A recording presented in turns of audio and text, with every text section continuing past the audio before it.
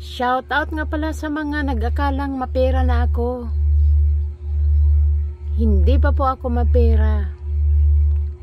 Hindi kasi ako halata pag walang pera.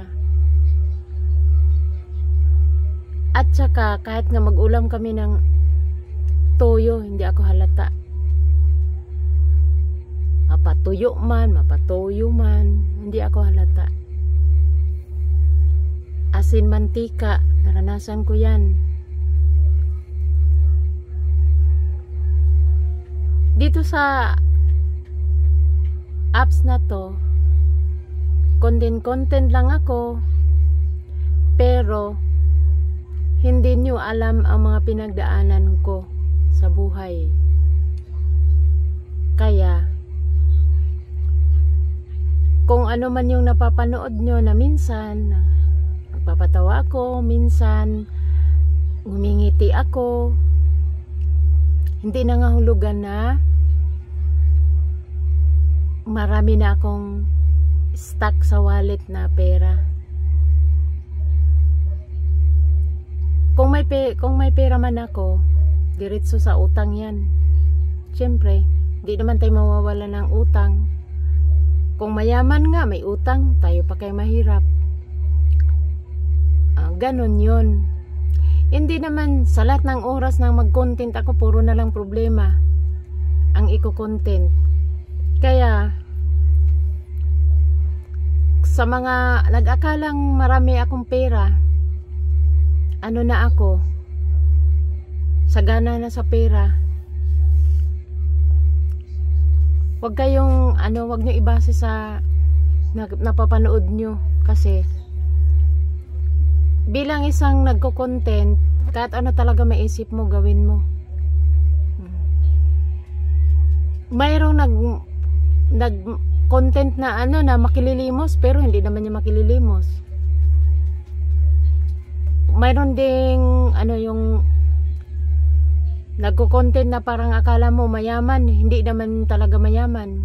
Hindi lahat na nakikita sa social media ay ganon ang pamumuhay.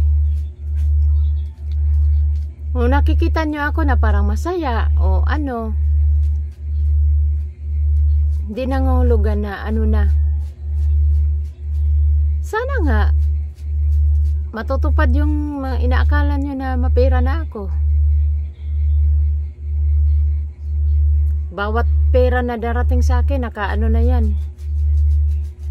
Kulang pa yan pambayad sa mga bills, yung expenses sa araw-araw. Ganon yun. Hindi lahat na nakikita ay yun ang totoong buhay. Pumunta kayo dito sa amin, magstay kayo ng 1 linggo. Malalaman nyo kung anong buhay namin. Kasi hindi naman pwede mag-content ako na puro na nakakaawa. Puro na lang kasi sabihin naman ng iba nagpapaawa. Mayroon kasi akong content dati na totoo talaga na totoo talaga, hindi yung aray ko, ang kati ng ulo ko. Meron akong content dati na totoo talaga na may problema ako. Nako, yung iba naman, ayoko na lang banggitin. Sabi nagpapaawa daw ako, para daw pag maawa yung mga tao,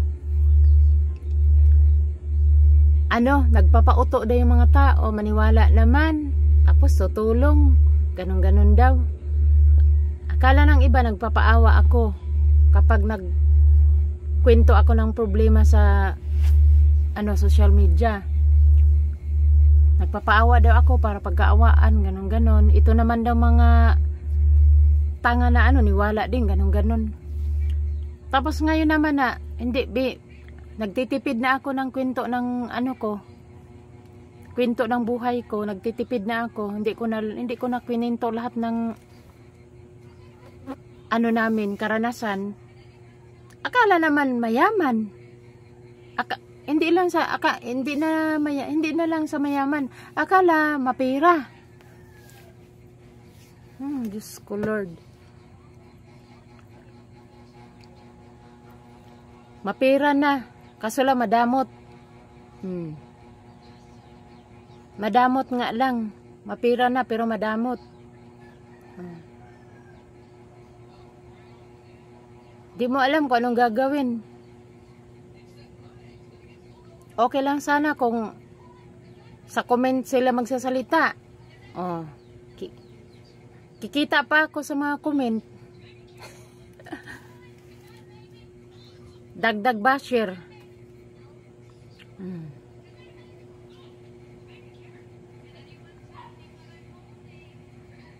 Paano kung PM? Maganda kung sa comment. Ganun lang guys. Kaya kung ano nakikita nyo sa content ko, masaya man ang ako, o kaya masarap man ang kinakain ko, hindi nahulugan na ano na ako. Huwag kayo mag-alala pag may ano ako, malalaman nyo yan kasi simot ang utang ko pag ako may pera. Sisimot talaga ang utang ko. O ako makatikim ng ano yung ginhawa. Una agad ang unahin ko talaga utang bago ako magpasarap. Makatikiman ako ng masarap, hindi yan galing sa ano ko, bulsa. Minsan may nagbibigay sa akin.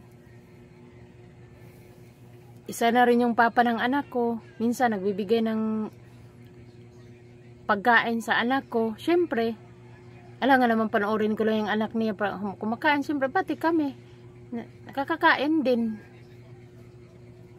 Ganun lang guys.